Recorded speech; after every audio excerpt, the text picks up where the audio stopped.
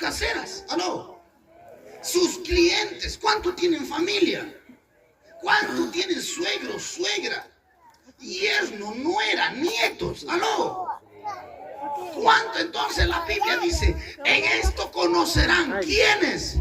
Todos los que te rodean. Ya voy a entrar. ¿Y para qué me invitan? En esto conocerán todos. ¿Quiénes? Tu familia. ¿Quiénes? Tus vecinos. ¿Quiénes? Los amigos de tu trabajo. ¿Quiénes? Tus ex compadres, porque en la iglesia no hay compadres ya.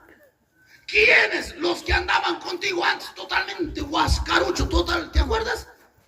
Ellos ahora van a saber que tú eres discípulo. ¿Cómo? En que tienes amor dentro de tu corazón.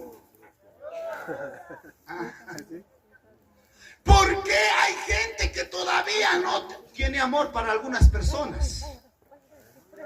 Tiene amor para el pastor, pero no tiene amor para el diácono que lo corrige.